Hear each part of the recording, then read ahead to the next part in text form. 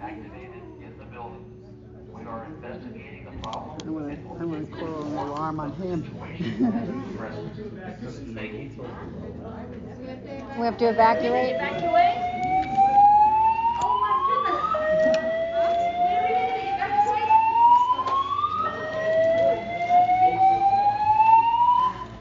A funny thing happened on the way to give my presentation. There was a false alarm, and everyone in the building had to be evacuated. And so my presentation was the first one and began after everyone returned. Good afternoon, everyone. We have a pretty good walk from the morning, and I'm sure we are all energetic, and there's no lap time. So we are going to start the sessions. This session is about mobility and balance. So I hope you come to the right room and stay on until the end of it. So our first speaker is Dr. Grace Ambrose-Zaken. Her talk is about beyond hands reach. Haptic feedback is essential to toddlers with visual impairment achieving independent walking. Please join me and welcome her. Thank you so much, and I do have time for answering questions afterwards. These are my disclosures. I am the president and CEO of Safe Toddles. And our population is incredibly diverse, those who need the belt cane. We have had them as young as 9 months, but typically starting around 11 months through 5 years. We go older, and if you're blind or mobility visually impaired with or without additional disabilities. So it's just a very diverse group. Mobility visual impairment is a term that I'd like us to become familiar with because I hope it would help expedite the conversation about this child absolutely needs a mobility tool for safe independence. And of course, if you're blind, that's a no-brainer, but often with low vision, we're not always clear. So I'd like to make it as clear as possible using that term. It means they cannot visually avoid obstacles. The science behind walking is something that I find incredibly important, and one thing that is so miraculous is that from the age of 12 months and some younger, by 2 years old, we need to be walking and running independently. So you go from very dependent, holding a hand, to just exuberance of moving about freely. And so that's such a critical time. We need to keep that in mind for the population of learners we're talking about today. And once they gain that power of walking, it's been shown that they are 2 and 3 year olds walking 7 hours a day, every day, unless you turn that TV on and set them down. So that's what we'd like to see in our children as well.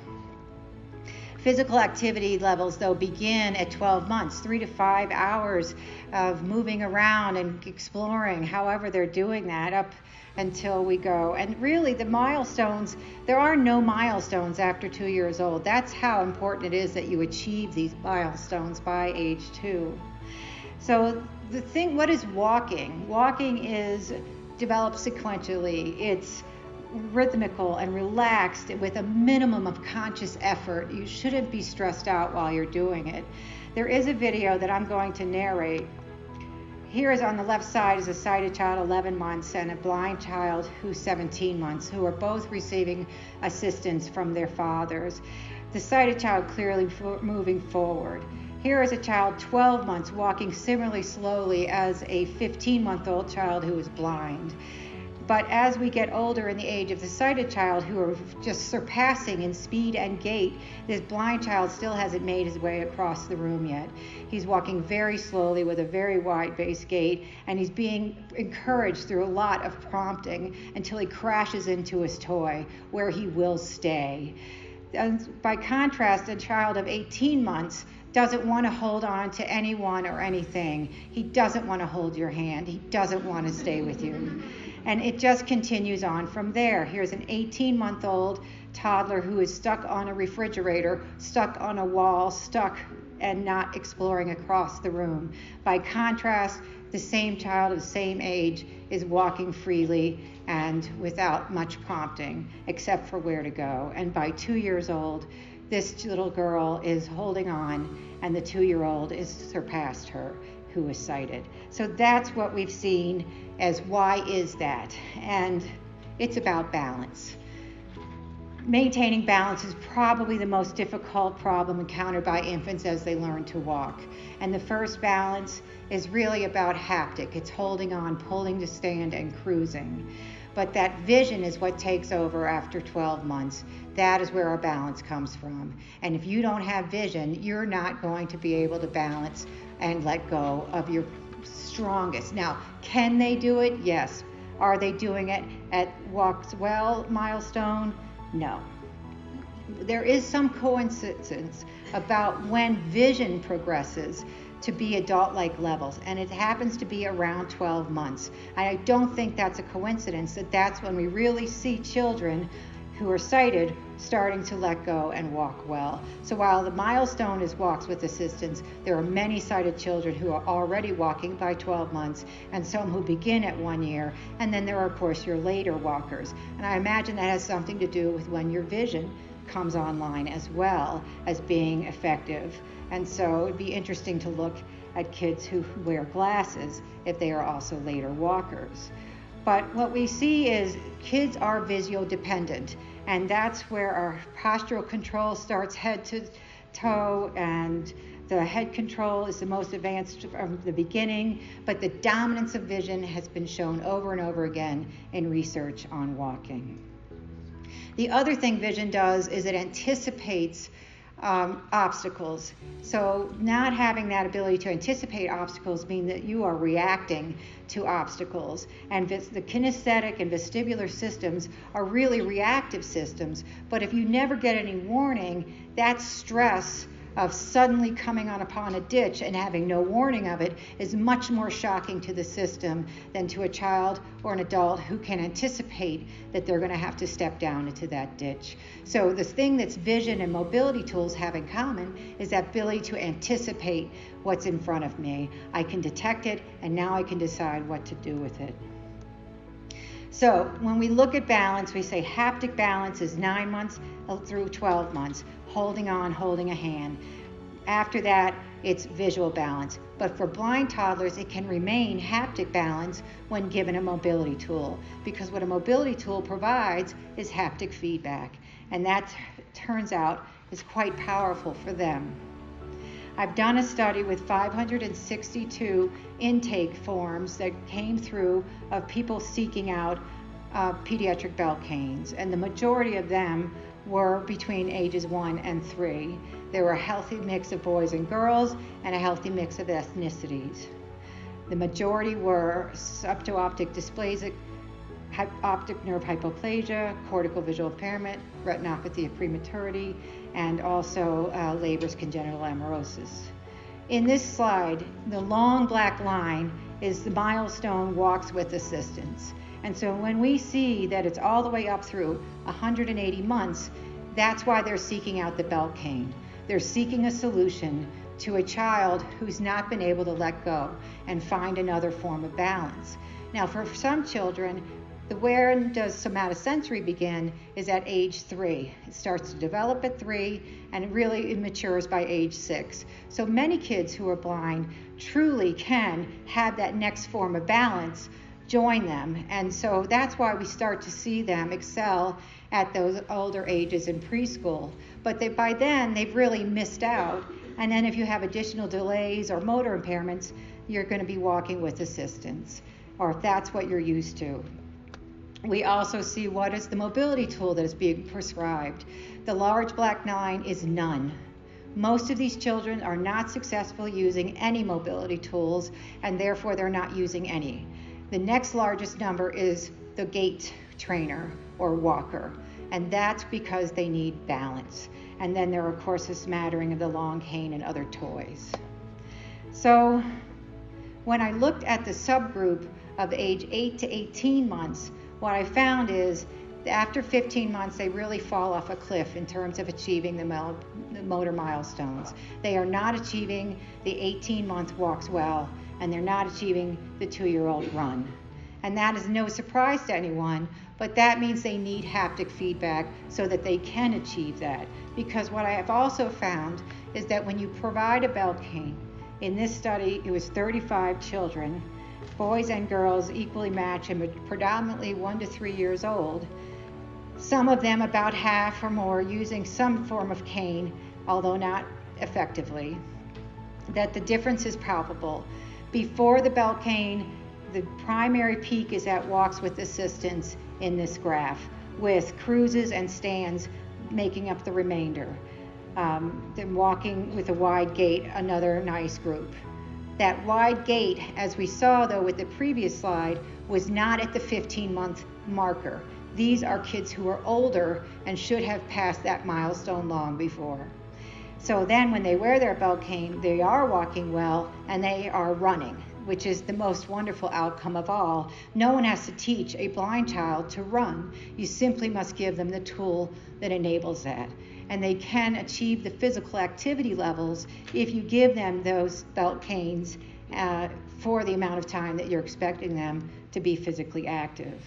And of course, what's the other best outcome? Is it's safer to have a cane protective frame in front of you as you're exploring your world.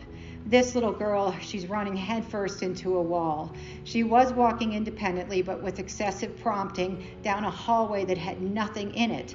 But the fingertips along the wall encouraged her to turn, and she smacked her head into the wall. She is blind, she is 3, and she didn't cry because it's not her first time.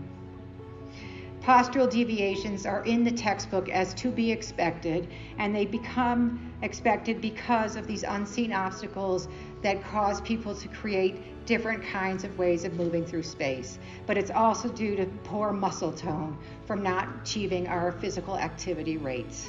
And that needs to be a consequence that we see less of, I think. What is the practitioner's role? It's so essential. Having a strong practitioner who truly believes in this device can make a difference, will help parents come to that. That's what we see over and over again.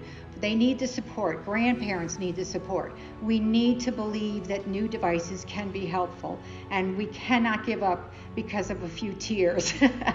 This little slide, we really need to evaluate those tears. Are they simply reacting to something new and unfamiliar? That's your standard response from a 2-year-old, is to simply say no thank you. And so this video of little Phoenix will show you how tears can turn into triumph. So she's crying, but she's not wearing the belt cane yet. Proof positive that you don't only cry from belt canes. And her ability to walk is very limited, although she should be walking well by 19 months. She's used a push toy to come couple steps across the room, and then she pushes it away. That's a problem with a handheld device. Her first experience with the belt cane is very similar to previous walking. She's still unstable, but she's also not going to like it very much. So here we see her crying, and they're going to take it off of her because they want to allow that. But on the other hand, what they've just done is they rewarded her for crying by taking off the belt cane. So the next session is really, she's going to ramp up the crying now because it really worked well. So let's keep going. But then with the persistence, she's not only learning to walk, she's also learning to tolerate the belt cane. So these two things in combination are what's happening here. So she's no longer crying, and she's still trying out the walking bit, which may result in some falls, but she's not crying. So go, Phoenix, go. And she really is showing improvement in this next slide, where she is walking after 9 weeks of belt cane, 21 months old, clapping and praising herself. You go, girl. I'm just so proud of her. And no one is around her. There's no one waiting for her to fall. The adults can take a comfortable, stress-free approach to what should we do next? Let's play. Let's go find something. Let's explore this space in a meaningful way. And this is my favorite because they call her Phoenix. And she says, hey, me? What do you need? here I come. It's so natural. You almost forget. And that's the beautiful part of walking. It's such a natural human outcome that we almost forget Phoenix from just 9 weeks ago. She's just a little girl now with the potential to move forward in exploring and learning language, concepts, and social skills because she's got the walking. Her mom gives her a go. She's outside. Where's mom going? Mom, what? Come back, right? She's off on her own, and that's really the power of the belt cane in her life, and I'm thrilled for it. We have projects to trial the belt canes for free. That's how we get these videos. If you sign up, we'll send you a belt cane and you send us videos and we learn from you, and we are also there to support you. We also have a curriculum. It's online. It contains videos as well as text examples, and we're also filling that out as we learn from you. So if you have any questions, if you'd like to meet up later, we have a table in the vendor area, but this is our website. Please check us out. Thank you very much.